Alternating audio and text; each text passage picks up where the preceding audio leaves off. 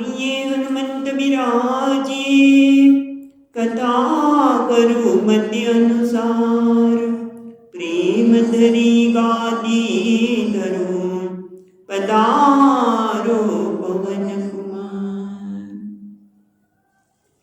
શ્રી ગુરુ ચરણ સરોજ રજ, નિજ મન મુકુર સુધારી, વર્ણવ રઘુવર વિમલ યશ, જોદાયક ફલ ચારી. बुद्धिहीन तनु जानिके, सुमिरौ पवन कुमार. बल बुद्धि विद्या देहु मोहि, हरहु कलेश विकार. ओम गणेशाय नमः, सरस्वती नमः.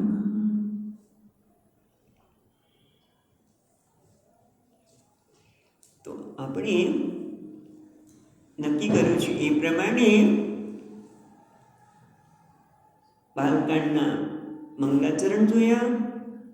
બ્રહ્મદેવ દ્વારા ભગવાનને અવતાર લેવા માટે દેવતાઓ અને બધા ગયા અને બ્રહ્મદેવે સ્તુતિ કરી એ આપણે જોઈએ. હવે આપણે બ્રહ્મદેવે સ્તુતિ કરી એ પછી આપણે જોયું કે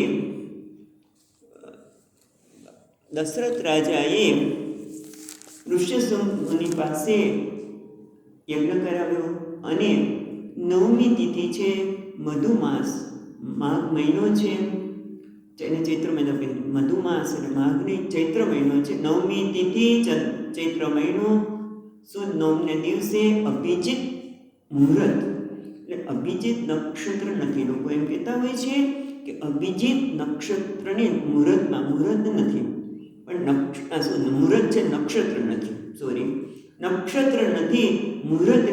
અભિજીત મુહૂર્ત દરરોજ આવે, દરરોજ 12 વાગે. એટલે મારા ગુરુજી મહારાજ હંમેશા એમ કે કંઈ પણ શુભ કામ કરવાનું હોય તો બીજું કંઈ ન જોગણ્યા તો ચાલે, 12 વાગે કરો.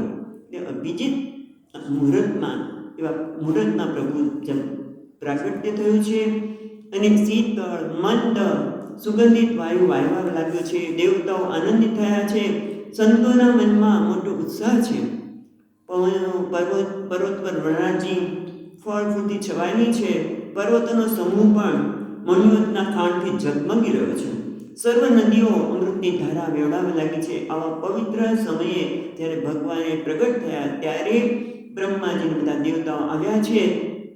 આકાશમાં ધૂંધવી વાગવા લાગ્યા છે, પુષ્પની વૃષ્ટિ થઈ છે, નૃત્યો કરે છે અપ્સરાઓ અને દેવતાઓ અનેક પ્રકારે સ્તુતિ કરી અને પછી પોતાની સેવા અર્પણ કરી અને પોતાના ધામમાં ગયા છે. ત્યાર પછી આ સ્તુતિ થાય છે. અને કંઈક વખતે આપણે જોયું એ પ્રમાણે પેની સ્તુતિમાં આમ જોવા જઈએ તો શરૂઆત છે તુલસીદાસજી મહારાજ છે અને પછી માં કૌશલ્યા એ સ્તુતિ કરે છે. તો આપણે એક પછી એક સ્તુતિ જોઈશું અને આગળનો વિચાર કરીશું. ઓકે, આ રહી ગયું. હવે તો પેલી સ્તુતિ છે, ભય પ્રગટ કૃપાલા દીન દયાલા કૌશલ્યા હિતકારી હરસિત મહતારી મુનિ મન મારી અદ્ભુત રૂપ નિહારી લોચન અભિરામ તનુગન શ્યામ નિજ આયુજ ભુજ ચારી ભૂષણ મનમાલા નયન વિશાલા શોભા સિંધુ કરારી.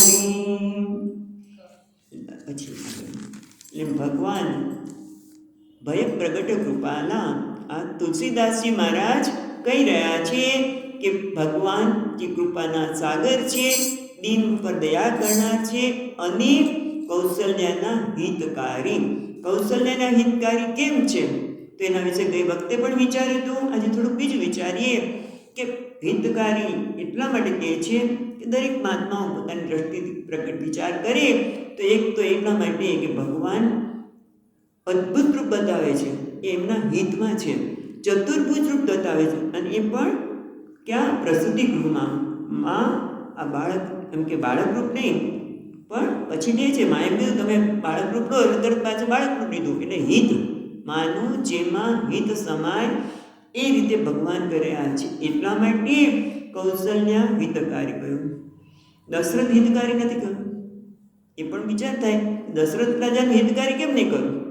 પણ હંમેશા માતાની બાળકના જે હિત, બાળકનું હિત માતા જ કરતી હોય છે અને માતાનું હિત બાળક કરતો એવું લાગે. કારણ કે એમને અલૌકિક વિવેક ભગવાને આપ્યો હતો.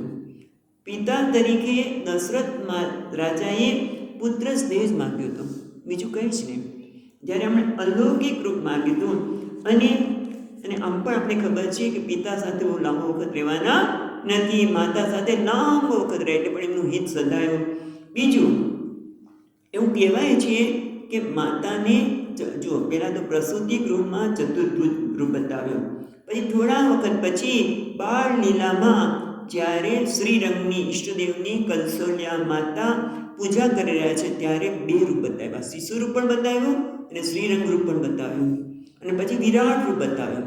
એટલે આ થોડા સમયમાં આ 3 રૂપ બતાવીને માનો વિવેક જાગૃત કર્યો, લૌકિક વિવેક કે માએ ઈશ્વર રૂપે પણ એમને ભજ્યા અને શિશુ રૂપે, બંને રૂપે એમને એ ભજી શક્યા, એની સાથે વ્યવહાર કરી શકે. એટલા માટે પણ માતા કૌશલ્યા હિતકારી એવું કહેવામાં આવે છે. પણ કોઈ કહે છે કે હિતની મને પ્રીત હતો તો પ્રેમના માતા કૌશલ્યા માટે એ પ્રેમ સ્વરૂપ છે, પ્રેમકારી. હિતકારીની બંને હિતનો અર્થ, હિતકારી શબ્દ રાખવાનો જ છે, પણ હિતનો અર્થ પ્રીતિ કરો, પ્રેમ કરો, તો પછી કંઈ કહેવાનું રહેતું ત્યાં કોઈ કારણ આપવાની આવશ્યકતા રહેતી નથી. અને પાછા કેવા છે, હર્ષિત મહતારી મુનિ મનહારી અદ્ભુત રૂપ નિહારી. પ્રભુનું અદ્ભુત રૂપ જોઈને એકદમ કેવું રૂપ છે તરત જ વર્ણન કરે છે. ભગવાનનું રૂપ કેવું છે તરત વર્ણન કરે છે. એમાં એકદમ આનંદ બની જાય છે. કેમ? કારણ કે લોચન અભિરામમ, આંખને અત્યંત આનંદ આપવાવાળું છે. માટે લોચન અભિરામમ. તો એનું શરીર કેવું છે? તનુ ઘનશ્યામ, ઘનશ્યામ એવું સુંદર શરીર છે અને સાથે સાથે એમણે આયુધ પણ ધારણ કર્યા છે. ચાતુર્ભુજ છે, ભુજ ચારી, 4 રૂપ ધારણ કરે, 4 હાથવાળા, બધા જ હાથમાં જુદા જુદા આયુધો ધારણ કરેલા છે, ગળામાં વનમાલા ધારણ કરી છે અને એમના નયન છે એકદમ વિશાળ અને શોભાના સાગર છે. આપણે ગઈ વખતે વાત કરી હતી કે એમની શોભા સિંધુ, શોભાના સાગર એટલે એમની શોભાના ઇન્દ્ર જેવા પણ કોઈ પણ શોભા, કોઈની પણ સૌંદર્ય હોય એ તો ટીપાના ટીપા જેટલી છે. એટલું સૌંદર્ય છે એટલે ખાલી એટલું જ કહી શકાય કે શોભાના સાગર છે. અને ખરારી એટલે ખરના અરી, ખરના દુશ્મન એટલે બધા જ રાક્ષસોના એ દુશ્મન છે. આવી સ્તુતિ કર્યા પછી એટલે ભગવાનનું આવું સ્વરૂપ જોઈને એમાં આનંદ થઈ અને હવે માતા દ્વારા સ્તુતિ શરૂ થાય છે, કૌશલ્યા માતા દ્વારા. એટલે બીજો છંદ,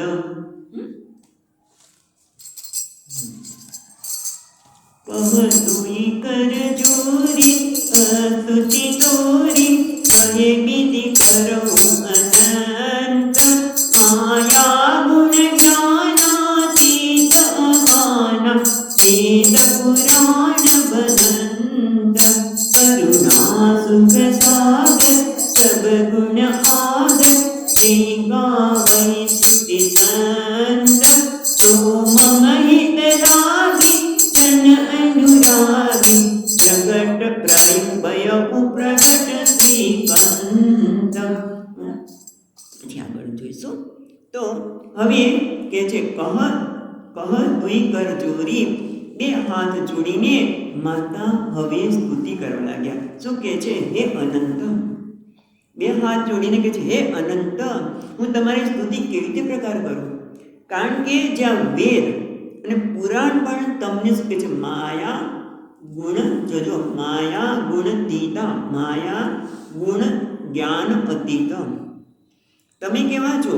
માયાના ગુણ, બરાબર, માયાના ગુણ અને જ્ઞાનથી પણ બહાર છો.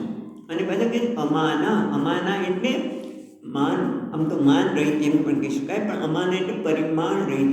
કારણ કે વર્ણન કરવું હોય તો કોઈ કોઈક પરિમાણમાં હોય, કોઈ મર્યાદામાં હોય, કોઈક આકાર હોય, એનું વર્ણન કરી શકાય. તમે તો કહો છો નિર્ગુણ છો, એટલા માટે વેદ અને પુરાણ કોઈ તમારું વર્ણન કરી શકતા નથી.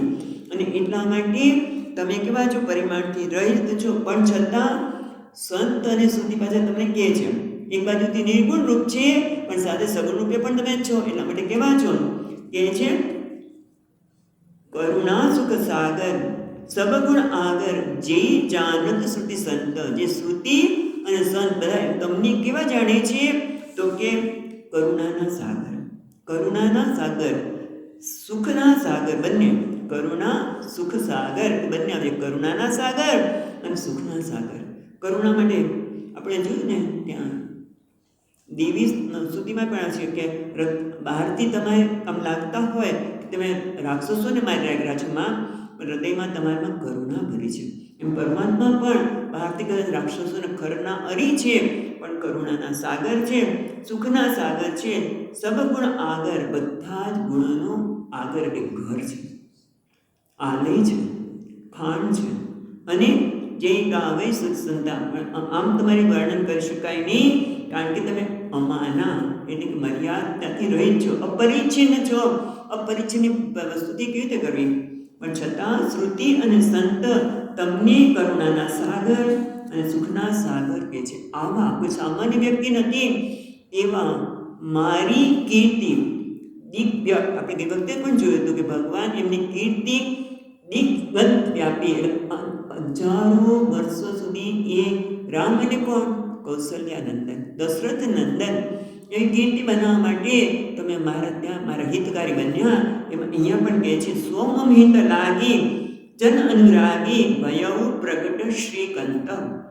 એ જન સુખકારી એટલે ભક્તોને જન અનુરાગી, જે ભક્તો પોતાના ભક્તો પર અનુરાગ કરવા માટે અને મારા માટે મારું હિત કરવા માટે તમે કોણ છો, શ્રીકંત, લક્ષ્મીના પતિ.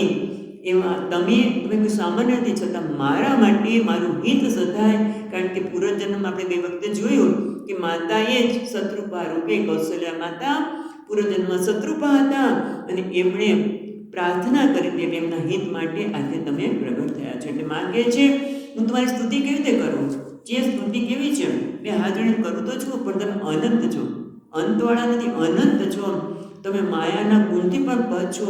હું તમારી સ્તુતિ કેમ કરું, છતાં પણ હું એટલું કહીશ માગે છે કે તમે તો કરુણાના સુખના સાગર છો, શ્રીના કંત મારા માટે પ્રગટ થયા છો. હવે આગળ કહે છે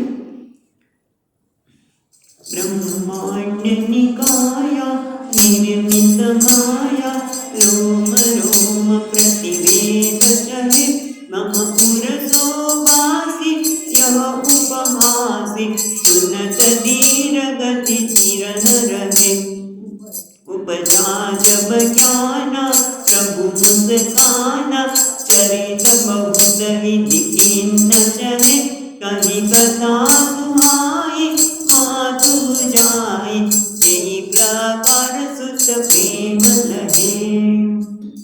કે છે માં કે છે તમે કેવા છો, બ્રહ્માંડની કાયા નિર્મિત માયા રોમ રોમ પ્રતિવેદ કહે. વેદ કે છે કે તમે કોણ છો, સૂક્ષ્માતિ સૂક્ષ્મ, તમારા એક એક રોમમાં માયા દ્વારા નિર્મિત બ્રહ્માંડ છે. બ્રહ્માંડ નિર્માણ કોને કહે છે, તો માયા, માયા દ્વારા નિર્મિત બ્રહ્માંડ એક એક રોમમાં છે.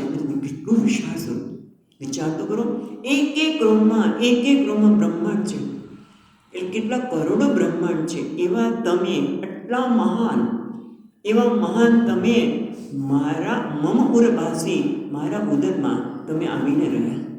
એટલા મહાન, એટલા સૂક્ષ્મ તમે એક મારા માટે સ્થૂળ રૂપ ધારણ કર્યું. કેવી તમારી કરુણા, એની કોઈ હદ જ નથી. એટલે તો કરુણા સાગર. મમ ઉરભાસી ય ઉપહાસી, આ એક ઉપહાસ છે. ઉપહાસ એટલે આપણે કે તિરસ્કાર ના, ઉપહાસ એટલે શું, હાસ્ય છે, વિનોદ છે, જેને કે હ્યુમર નેચર. સ્વામીજીમાં હ્યુમર નેચર બહુ હતો. હ્યુમર નેચર એટલે પોતાના જ ઉપર પોતે હસી શકે, કોઈ પણ વસ્તુ હોય તો એના માટે એમાંથી કંઈક હાસ્ય શોધી કાઢે, કંઈક આનંદ શોધી કાઢે, એને કહેવાય ઉપહાસ. ઉપહાસ એટલે તિરસ્કાર નહીં, પણ હ્યુમર નેચર, જે કોઈ પણ વસ્તુમાંથી આનંદ શોધી શકે. એટલે અહીંયા પણ કહે છે કે માંગે છે તમે કેવા છો, આટલા માન હોવા છતાં તમે મારા ઉદરમાં બસ્યા, એટલે મને એ મારા જે એક ઉપહાસ છે, આ એક ઉપહાસ છે, હાસ્ય છે, આનંદ છે. સુનંદ ધીર ગતિ સ્થિર ન રહે, એટલા માટે તમારી આવી સ્થિતિઓ, અને તે પંડિતોને પણ મતિ સ્થિર ન રહે તો મારી તો ક્યાં વાત થાય, મારી બુદ્ધિ સ્થિર રહી શકતી નથી. હું વિચલિત થઈ જાઉં છું કે હું આવા પરમાત્મા જેના બ્રહ્માંડ, જેને રોમે રોમે બ્રહ્માંડ છે, એ માણસ ત્યાં આજે જન્મ લીધો છે. એટલે હવે આ જોયા પછી ભગવાન તો કે મારે એને બતાવવું પડશે. અને એટલા માટે જો ઉપજા જબ જ્ઞાના પ્રભુ મુસ્કાના ચરિત્ર બહુવિધિ કિન્ન છે. એટલે પ્રભુએ પોતાના ચરિત્રની વાત કરી કે એટલે પછી માને જ્ઞાન થયું. એમ કીધું તમે આ બ્રહ્માંડના નાયક, એક નહીં કરોડો બ્રહ્માંડ જેના હૃદય આપણે રોમમાં રહે છે, એ મારા ઉરમાં આજે ભગવાન હસ્યા કે તારી વાત સાચી છે માં, પણ હું શેના માટે આવ્યો છું એ તને કહી દઉં કે રાવણ કે બદતે મીટે મહિકા ભાર અપાર, એ હિત વિધિ વિનય કિયો મેં માનુષ અવતાર. એટલે પહેલા ભગવાન કહે છે કે હું રાવણનો વધ કરવા આવ્યો છું. શા માટે આવ્યો છું કે પૃથ્વી પર બહુ ભાર વધી ગયો છે, પૃથ્વી દેવી ત્રાહીમાં પોકારી ગયા છે. એના માટે વિધિ વિનયો બ્રહ્માજીએ પ્રાર્થના કરી છે, એટલા માટે હું મનુષ્ય અવતાર ધારણ કરું છું. બીજું આરાધ્ય સાધ્યો તપહી તુમ દશરથ ઇન ભંગ એક સંગ, આરાધ્યો સાધ્યો તપહી તુમ દશરથ એક સંગ, નિજ સુત કરી ચાહ્યો હમહી હિય લાલસ અભંગ. અને બીજું એ કારણ પણ છે કે તમે દશરથની સાથે મારી આરાધના કરી, મારી તપ કરી, અને એ આટલા જન્મના પુણ્યના પ્રભાવના લીધે અત્યારે તમને આ રૂપે દર્શન આપું છું. તમારા પુણ્ય અનેક છે, એના માટે હું તમને આ આપું છું. જો મેરે દર્શન કરે સો ન પરે ભવભૂપ, જેને મારા આવા દર્શન કર્યા છે. કારણ કે ભગવાને આગળ પણ ગીતામાંય કહ્યું કે અર્જુન, મારા રૂપના બધાને દર્શન કરવા મળતા નથી. માં કૌશલ્ય પણ એટલા ભાગ્યશાળી છે કે એમણે તો યાતનાય નથી કરી. અર્જુને તો કીધું તું ભગવાનમાં તમારું વિશ્વરૂપ જોવું છે, પણ ભગવાનની કૃપા તો જો માને એ કૃષ્ણ અવતારમાં હોય તો પણ માં યશોદાએ પૂછ્યું નહોતું, માટી કેમ ખાધી? મોઢું ખોલ્યું અને આખું બ્રહ્માંડ બતાવ્યું. અહીંયા પણ માએ માગ્યું નથી, પણ પોતાનું ચતુર્ભુજ દિવ્ય રૂપ બતાવ્યું. અને એ રૂપના દર્શન કર્યા પછી કોઈ ભવકૂપમાં સંસાર સાગરમાં ભળી શકે નહીં. આ કારણ બધા એમને કયા એટલે કે છે બહુ જો ઉપજા જબ જ્ઞાના પ્રભુ મુસ્કાના ચરિત બહુદ વિધિ કેમ ન જોઈએ. એટલે ચરિત એ ભગવાને પોતે શા માટે આવ્યા એ બધી વાત કૌશલ્યા મૈયાને કહી, એટલે એમને જ્ઞાન થયું. ઉપજા જબ જ્ઞાન એટલે એમને જ્ઞાન થયું, ઓહો મારા માટે આવ્યા છે બરોબર છે, પણ બીજા કારણ માટે પણ આવ્યા છે, અને મેં પ્રાર્થના કરી હતી એટલે આવ્યા છે મારા તપના પરિણામે. કહી કથા સુહાઈ માતુ બુજાઈ. આમ માયને કથા કઈ આપણી વાત કરી, માતાને જે શંકા થઈ હતી એ પણ કર્યું. અને પછી કહે છે બુજાઈ જે પ્રકાર સુત પ્રેમ રહે, અને સાથે સાથે એને પુત્ર માટે પ્રેમ રહે. મને ઈશ્વર જ માને એવું ન થાય, કારણ કે એને પુત્રને પ્રેમ પણ મળવું જ જોઈએ. અને એટલા માટે માતાને એ રીતે સમજાવી કે ભલે હું ઈશ્વર છું, પણ છતાં તારો પુત્ર પણ છું. એટલે બતાવ્યા પછી છેલ્લી પ્રાર્થના જોઈએ.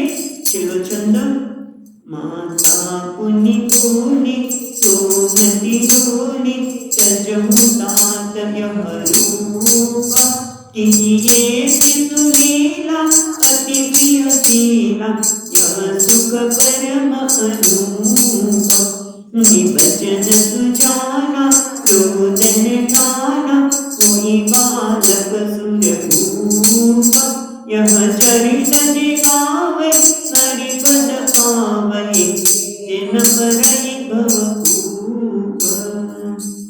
એટલે માને સમજણ પડી ગઈ. એટલે માતા પુની બોલી સોમતી ડોલી તજૌ તાત યહ રૂપા. માતા બોલી એની બુદ્ધિ વિચલિત થઈ ગઈ. એટલે કહે છે કે હવે એક ધાત તમે આ તમારું રૂપ બદલાવી નાખો અને કયું રૂપ લો? કીજે શિશુ લીલા અતિ પ્રિય શીલા. પ્રિય અને નહીં પણ અતિ પ્રિય. પ્રિય છે શીલ, ભગવાનનું શીલ. પ્રિય એટલે આજે ઐશ્વર્ય બતાવ્યું. ઐશ્વર્ય બતાવ્યું એ પ્રિય છે, પણ અતિ પ્રિય એટલે માધુર્ય લીલા. માધુર્ય લીલા કયા સ્વરૂપમાં થાય? બાળ સ્વરૂપમાં. એટલે બાળ લીલા એવી છે કે અતિ અલભ્ય છે. તમે જો નાના બાળકોને માટે ગમે તેને પ્રેમ થઈ છે, અલભ્ય લીલા છે. એટલે કે છે તમે અતિ પ્રિય શીલા, જે અતિ પ્રિય શીલ છે એટલે કે માધુર્ય લીલા તમે કરો. તમે કેવા છો?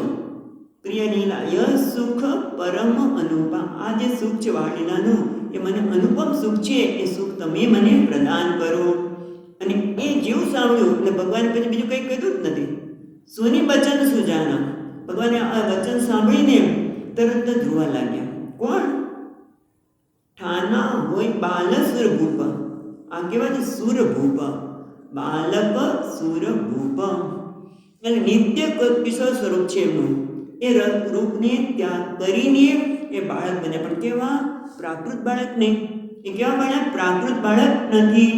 પ્રાકૃત એટલે પ્રકૃતિના અસર માટે, બરાબર, પ્રકૃતિની અસરમાં આવેલા. પણ આ પ્રાકૃત નથી. પણ કેવા છે? એટલે પ્રાકૃતિને નરભૂપ બાળક, રાજાનો બાળક, બરાબર, નરભૂપ એવું નથી, પણ સુરભૂપ. માનસ નરના સ્વામી, કારણ કે રાજા તો થવાના જ છે. નરના સ્વામીને પણ સુરભૂપ, દેવતાઓના પણ જે સ્વામી છે. અને દેવતાઓ કેવા છે? એમનું શરીર દિવ્ય છે, પણ તમે એના સ્વામી છો એટલે તમારું શરીર પણ દિવ્ય ચિદાનંદ રૂપ છે. એવા ભગવાન સુરભૂપ હોવા છતાં બાળકનું રૂપ ધારણ કરી રડવા લાગે એકદમ. અને એટલા માટે હવે છેલ્લે તુલસીદાસજી મહારાજ કહે છે કે આ ચરિત્ર છે એ જે કોઈ ગાશે, આ સ્તુતિ જે કોઈ ગાશે એ ક્યારે ન પરય ભવકૂપ, એ ક્યારે સંસાર રૂપી કૂપમાં પડશે નહીં. અને એટલે આ સ્તુતિ વૈષ્ણવ મંદિરમાં આરતી પછી, સામાન્ય રીતે પ્રાતઃકાલની આરતી પછી ગાવાના છે. એટલે કે કેમ? કારણ કે પરહીન ભવકૂપા, કારણ કે તુલસીદાસજી મહારાજે કહ્યું છે. અને એટલા માટે અમે તો એવા કર્મ કર્યા છે કે ભવકૂપમાં જ પડવાના છે. પણ તમારી સ્તુતિ કરવાથી, આ સ્તુતિ કરવાથી અમે ભવકૂપમાં નહીં પડીએ. એ ગયા પછી હવે આપણે આગળ જઈએ. પહેલાં એમાં આ છંદ પૂરા થયા પછી, આ સ્તુતિ પૂરી થયા પછી જે દોહામાં તુલસીદાસજી મહારાજ કહે છે, બહુ સુંદર છે. વિપ્રતેનું સુર સંત હિત નિમ્ન મનુજ અવતાર, નિજ ઈચ્છા નિર્મિત તનુ માયા ગુણ કાકાર. એટલે આ ભગવાને જે અવતાર ધારણ કર્યો અને એ નથી, બીજો સુંદર દોહો છે કે જે મને ગાવો ગમ્યો હતો કે આવા ભગવાનને જે ન ભજે એ તો બરોબર નથી. જે ભગવાન આટલા કૃપાના સાગર છે, જેના રોમ રોમ બ્રહ્માંડ છે, એવા વિશ્વમાં પ્રગટ થયા છે, એને આપણે જરૂર ભજવા જોઈએ. આ વાત કર્યા પછી હવે આપણે આગળ જઈશું. તો ક્યાં હવે આવે છે? એક જ મિનિટ. હવે આવશે આ બાલકાંડમાં 210માં દોહા પછી અહલ્યાજીએ કરવી સ્તુતિ. બહુ મોટી નથી, પણ હવે આપણે નક્કી જ કર્યું છે, માટે જરૂર કરીશું. તો હવે આપણે ખબર છે કે રાક્ષસોનો કે વધી ગયો છે. વિશ્વામિત્ર દશરથ રાજાજી પાસે જાય છે. શરૂઆતમાં તો દશરથ રાજા ના પાડે છે કે હું મારા બાળકને ન આપું, તમે મને લઈ જાઓ, મારા સૈન્યને લઈ જાઓ, પણ હું મારા બાળકને નહીં આપી શકું, કારણ કે ઘણા વર્ષો પછી અમારે ત્યાં પુત્ર જન્મરત્ન થયો છે અને એ બધા મારા બાળકો તો આંખની કીકી સમાન છે, હું નહીં આપું. પછી આપણે ખબર છે કે આપણે વશિષ્ઠ મુનિએ સમજાવ્યા અને પછી બાળકને સોંપે છે. રાજાએ ઘણા આશીર્વાદ આપી અને પુત્રને ઋષિને વિશ્વામિત્ર ઋષિને સોંપી દીધા. પ્રભુ માતાના મહેલમાં પણ જાય છે, માના ચરણોમાં શીશ નમાવી આશીર્વાદ લઈને બંને સિંહ સમાન રામ અને લક્ષ્મણ મુનિઓના ભયને હરવા માટે ચાલી નીકળ્યા છે. ભગવાન શ્યામ અને ગૌવર્ણના બંને ભાઈઓ પર અતિ સુંદર છે. વિશ્વામિત્રજીને તો મહાન ખજાનો પ્રાપ્ત થયો.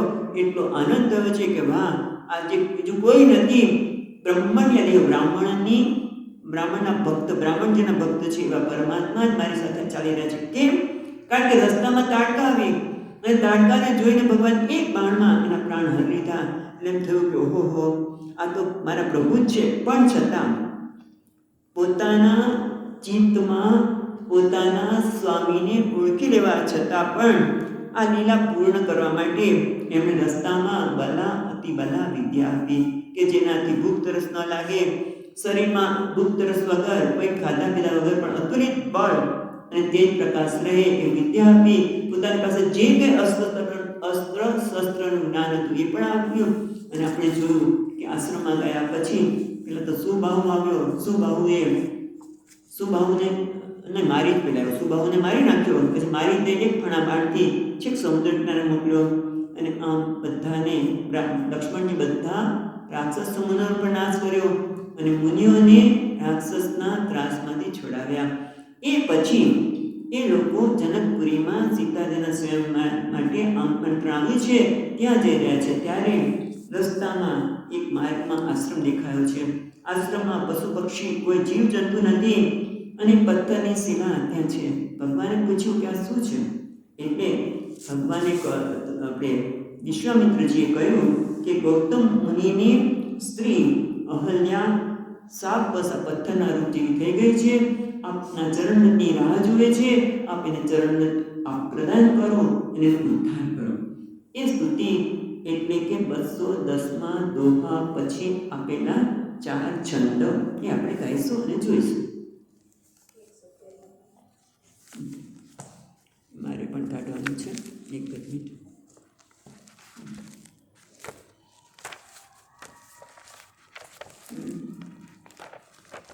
કેમ પ્રભુ? હા, એક મિનિટ. 210માં દોહા પછી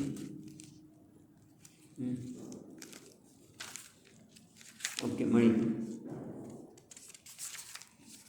તો હવે શરૂ કરી.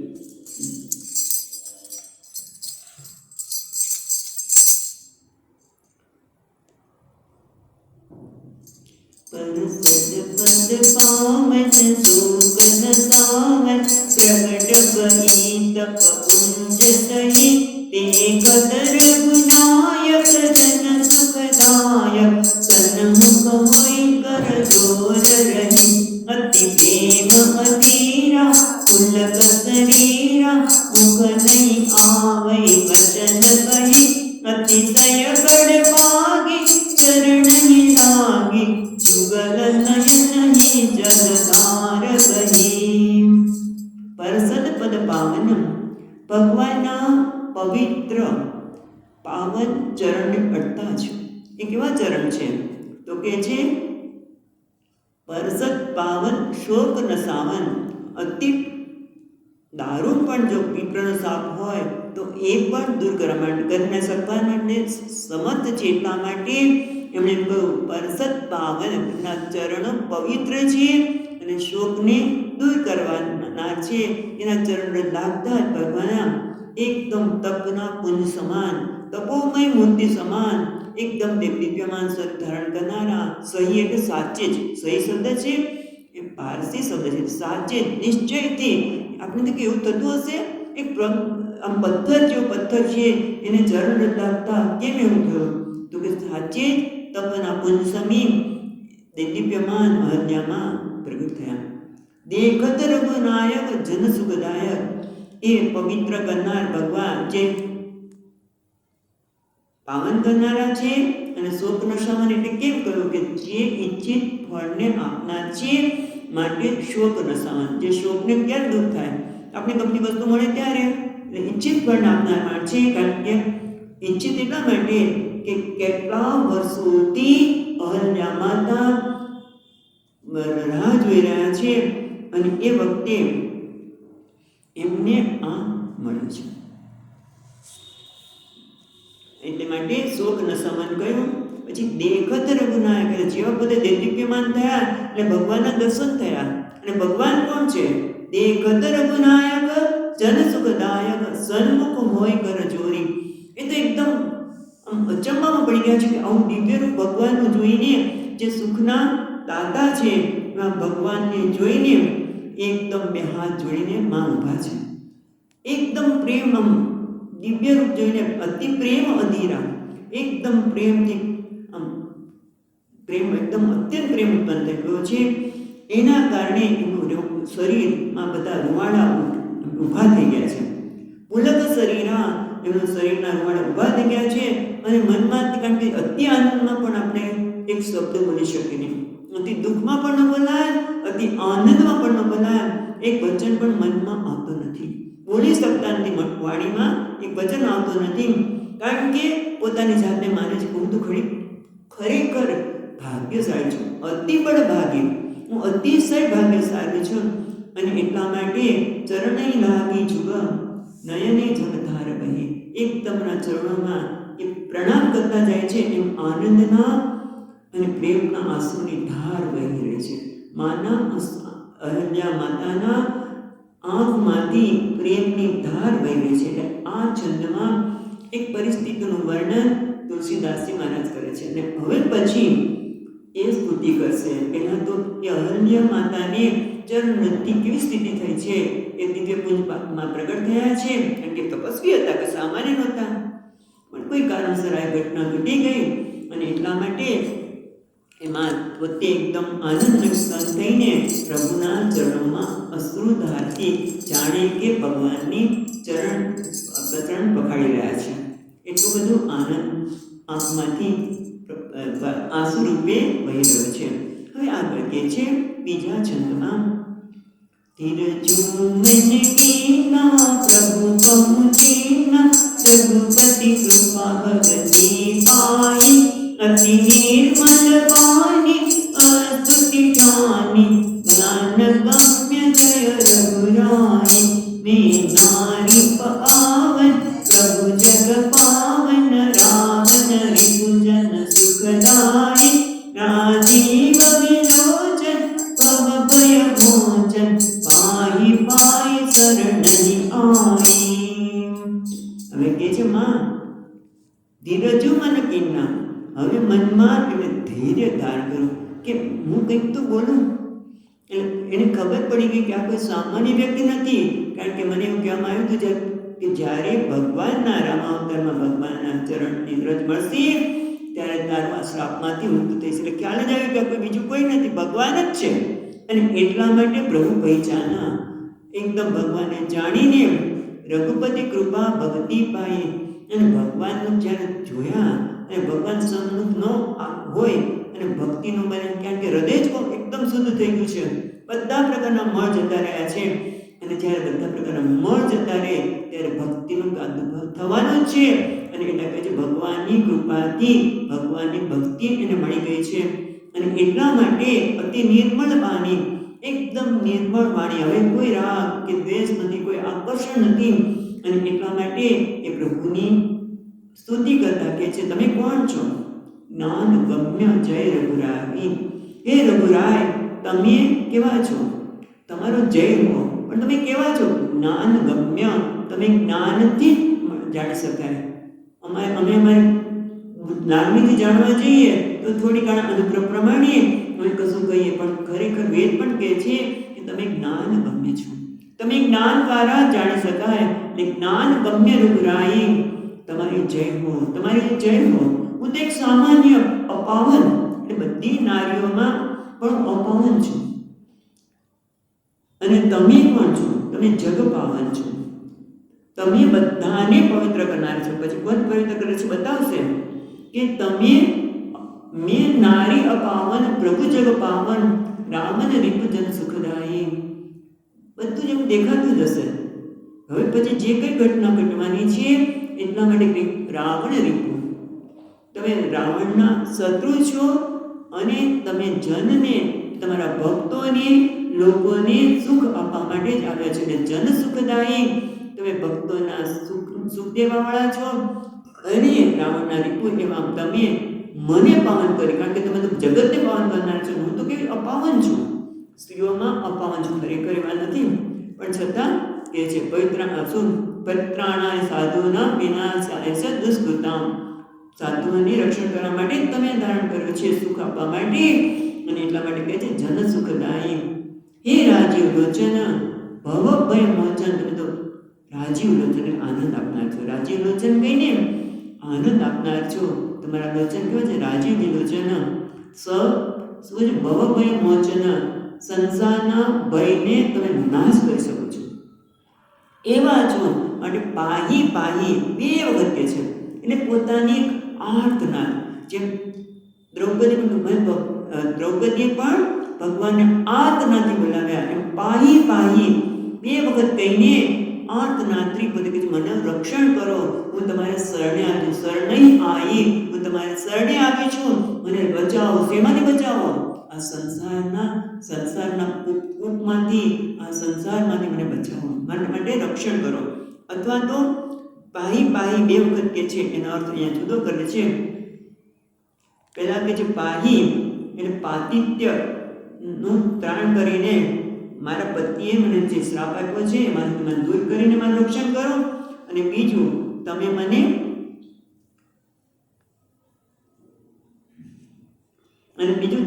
શરણ માનો. પહેલા તો મને શ્રાપમાંથી મુક્ત કરો અને મને શરણ માનો. 2 વખત કહીને મારું રક્ષણ કરો, હું તમારે શરણે આવી છું. આમ કહ્યા પછી હવે તો કંઈ બાકી રહ્યું નથી. સ્તુતિ આમ તો સામાન્ય છે, પણ છતાં આપણે નક્કી જ કરી છે કે બધી સ્તુતિ સામાન્ય નહીં, ભગવાનની લીલા છે. એ બાને આપણે આપણી વાણીને પવિત્ર જ કરી રહ્યા છીએ. નિશાપ જુદીના અતિ બલકીના પરમ અનુગ્રહ માના એકમ ભરી લોચન હરિ ભવ મોચન યહી ગાવ શંકર જાન મીનતિ પ્રભુ મોરી મેમતિ ભૂરી નાતન માગૌ વર આના પદ કમલ પરાગ રસ અનુરાગમ મન મધુપ કરે પાના.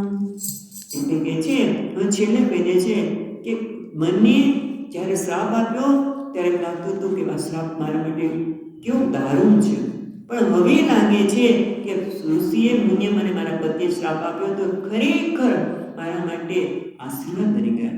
અને આપણે જોઈએ કે જે ખરેખર મુનિ છે, જે તપસ્વી છે, એ દુર્વાસાજી હોય તો પણ એનો દરેક શ્રાપ પણ એના લોકો માટે આશીર્વાદ જ બની જતો હોય છે. આપણને શ્રાપ લાગે, આપણને મુશ્કેલી લાગે, પણ કોઈ પણ મુશ્કેલી તમે જોજો આપણા માટે આશીર્વાદ જ થાય. ત્યારે આમ ન થયું, સારું થયું. ત્યારે જો આમ થયું હોત તો શું થયું હોત? આપણે દરેકના જીવનમાં તમે જોજો ત્યારે એટલું દારૂણ દુઃખ લાગ્યું હોય છે, પણ થોડાક વખત જતાં આપણે લાગે છે કે ખરેખર એ દુઃખમાં પણ પ્રભુના આશીર્વાદ જ સમાયેલા છે. એમ અહીંયા પણ માગે છે અહલ્યાજી કે મને શ્રાપ આપ્યો એ મારા માટે ખરેખર મારું ખૂબ કલ્યાણ કર્યું છે, કારણ કે તમારા દર્શન થયા. પરમ અનુગ્રહ મેં માના, એટલે મારો પરમ અનુગ્રહ માનું છું. મારા પર એમને અનુગ્રહ કર્યો છે, કારણ કે આજે હું મારી આંખ દ્વારા, કારણ કે આંખનું સાફલ્ય તો એ જ કે પ્રભુના દર્શન, અને મારી આંખ સામે હું તમને જોઉં છું. તમે કોઈ સામાન્ય નથી. ભવ મોચન, ભવને આપણે સંસાર સાધને ભવનો નાશ કરવાના છો, અને જેનો લાભ શિવજીને જ મળ્યો છે. શંકર જાણ્યા, એનો લાભ શિવજીએ જાણ્યો છે કે ભગવાનના દર્શનથી શું મળે. એવા પ્રભુ તમે મારી પાસે આવ્યા. વિનંતી પ્રભુ મોરી મેં મતિ ભોરી નાતન માગો અરમાના. એટલે હવે હું તમને વિનંતી કરું છું, કારણ કે તમે સામે છો, મને તમે વરદાન આપો, પણ મને વરદાન માંગતા આપતો નથી. કદાચ એવું વરદાન માંગી બેસું અને હું એમાં અટવાઈ જાઉં તો એના કરતાં મને એક જ જોઈએ છે, કારણ કે પાછું સંસારમાં ભૂલી પડી જાઉં. એક કરતાં મને એક જ વસ્તુ આપો. શું આપો? કે ન માગો વર આના, મને બીજો કોઈ વરદાન જોતું નથી, કારણ કે કોઈ એવું વરદાન માગું અને હું સંસારમાં અટવાઈ જાઉં, એના કરતાં અટવાઈ ન જાઉં માટે પદ કમલ પરાગા રસ અનુરાગા મન મધુપ કરે પાના. હે પ્રભુ, તમારા ચરણ કેવા છે? કમળ સમાન છે. અને એ કમળના રજનું પાન કોણ કરે? ભમરા. એવી રીતે તમારા ચરણ કમળના સતતનું અનુસંધાન કરું, એનું ધ્યાન કરું, એવું મારું મન બની જાય એવી મને તમારી ભક્તિ આપો. અને આમ ભક્તિની માંગણી કરી છે. પછી આગળ એ છે, પછી પણ કહીએ, આપણી પાસે સમય છે. જે પદ સુર સરિતા પરમ પુનીતા પ્રગટ ભઈ શિવ શીશ ધરી સોઈ પદ પંકજ જઈ પૂજત અજો મમ શિર ધર્યો કૃપાલ હરે એ ભાંતિ સિતારી ગૌતમ નારી બાર બાર હરિ ચરણ પરી જો અતિ મન ભાવ સોબર પાવા વૈપતિ લોક આનંદ ભરી. જે પદ સુર સરિતા, હે પ્રભુ તમારા ચરણના રજના મારું મન ભ્રમર બની જાય. હું એટલા માનું છું કે કારણ કે તમારા ચરણ કેવા છે, એકદમ પૂરી છે. સુર સરિતા, ગંગાજી તમારા ચરણમાંથી પ્રગટ થઈ છે. અને આજે ગંગાજી અનેક લોકોને પાવન કરે છે. એ તમારા ચરણ પાવન કરનારા છે, જેના ચરણમાંથી આપણે પૂરી પરમ પવિત્ર ગંગાજી પ્રગટ થઈ છે. અને પ્રગટ ભૂમિ ભય શિર ધરી, અને શિવજીએ એમને શીશ ધરી. ભય શિવ શીશ ધરી, શિવજીએ પોતાના મસ્તક પર ધારણ કરે છે ગંગાજીએ. અને એ ચરણ કમળની કોણે પૂજા કરી હતી? બ્રહ્માજીએ. અને એમાંથી જ ગંગાજી પ્રગટ થયા. એટલા માટે સોય પદ પંકજ જો પૂજત અજ, અજ એટલે બ્રહ્માજી. બ્રહ્માજી તમારા ચરણની પૂજા કરી છે. એ ચરણો કોઈ સામાન્ય નથી. મમ શિર ધરો કૃપાલ, તમે મારા મસ્તક પર રાખો કે જે તમારા શાપમાંથી મુક્ત થઈ ગઈ. આવા પવિત્ર ચરણની ફરીવાર યાદ કરીને વંદના કરે છે. અને આ રીતે વારંવાર વંદના કરી અને એક જ માગે છે કે મને તમારા ચરણ કમળનો ઘૂંઘરો બનાવો, કે જેથી હું તમારા જ ગુણગાન ગાયા કરું, મારું મન બીજે ક્યાંય જાય નહીં. આમ આ રીતે ગૌતમ ઋષિની પત્નીએ પ્રાર્થના કરી. એટલે કે છે હવે તુલસીદાસજી મહારાજ કે એ ભાંતિ સિધારી ગૌતમ નારી બાર બાર હરિ ચરણ પડી. જ્યારે આપણને કૃત્ય થઈ ગયા હોય ત્યારે શું કરીએ? શું આપી પ્રભુને? કોઈને પણ ન આપી શકો. સામાન્ય વ્યવહારમાં આ તો મહાન અનુગ્રહ થયો છે. એટલા માટે વારંવાર પ્રભુના ચરણમાં વંદન કરતા કરતા એ પોતે અતિ મન ભાવા, કારણ કે એમને જે ઈચ્છિત હતું એ બધાને મળી ગયું છે. ભગવાન તથાસ્તુ કહ્યું છે, એ બતાવતા નથી પણ બધા નાપતિ લાગે છે કે ભગવાને ભક્તિ માંગે તો ભગવાન શું કામ ન આપે? ભક્તિ માંગે તો ભગવાન શા માટે ન આપે? અને કે જો અતિ મન ભાવા, જે એમને અતિ ઈચ્છિત હતું, ઈપ્સિત ફળ આપનાર એવા પ્રભુએ એમને વરદાન આપ્યું છે. એટલે આનંદપૂર્વક એ પોતાના પતિને મળવા માટે પોતે પરલોકમાં જઈ રહી છે, પતિના લોકમાં જઈ રહી છે. હવે પછીનો દોહો બહુ સુંદર છે કે અસ પ્રભુ દીન બંધુ હરિ કારણ રહિત દયાલ તુલસી સઠતી ભજુ છાડી કપટ જંજાલ. એ તુલસીદાસજી મહારાજને આ પ્રસંગ દરમિયાન એક જ દેખાય છે કે ભગવાન કેવા છે? દીન બંધુ. અહલ્યાને ઉદ્ધાર કરવાની કઈ આવશ્યકતા હતી, પણ છતાં એવું કહેવામાં આવ્યું અને પ્રભુ આવીને એના ચરણ રજ આપી દીધી, તેના મસ્તક પર પોતાનું ચરણ ધારણ કર્યું. એટલા માટે કહે છે કે અસ પ્રભુ દીન બંધુ હરિ કારણ રહિત કૃપા. કોઈ કારણ વગર, જેમ આપણે ગીતામાં પણ જોઈએ છીએ, સુહૃદ કોઈ ઉપકાર કરી અને ઉપકાર કરી વસ્તુ જુદી છે, પણ ભગવાન કહે કારણ રહિત કૃપાલ. કારણ રહિત, કોઈ કારણ વગર જ બધા ઉપર દયા કરી રહ્યા છે, બધાને હિતકારી છે, બધાને મદદ કરી રહ્યા છે. એવા ભગવાન હોવા છતાં તુલસીદાસ મહારાજ કે છે, 60 પોતાના મનને કહે છે કે આવું બધું કપટ જંજાળ છોડીને તું પ્રભુનું ભજન કર. અને આપણને પણ કહે છે કે કપટ અને જંજાળને છોડીને આવા દીન દયાળ પ્રભુના ગુણગાન ગાન, એના ચરણમાં તારા મસ્તક નમાવ અને તારા મન અને બુદ્ધિને પણ એનામાં લગાવ, એવું આપણને કહે છે. સુંદર અહલ્યાજીની સ્તુતિ અહીંયા પૂરી થાય છે. હવે આગળની સ્તુતિ જે પણ આવે છે આવતી વખતે શુક્રવારે જોઈશું. અહીંયા અટકે આપણે. ખૂબ પ્રભુની દીન દયાળ પ્રભુની ખૂબ ખૂબ આજે પાવન દિવસે આપણને આવી સુંદર સ્તુતિનો કરવાનો લાભ મળ્યો. એમના ચરણોમાં વંદના સાથે છેલ્લી સ્તુતિ ગાઈને હવે યાદ નહીં આવે. એટલી સુંદર સ્થિતિ છે કે મનને બીજા શબ્દો દેખાતા નથી. कथा विसर्जन होते सुनो वीर हनुमान, राम लक्ष्मण जानकी सदा करो कल्याण। एक घड़ी आदि में बुनियाद, तुलसी साधवत संत की कटे कोटि अपराध, सियावर रामचंद्र की जय, पवन सुत हनुमान की जय, बोलो मापति महादेव की जय, बोलो रे भाई सब संत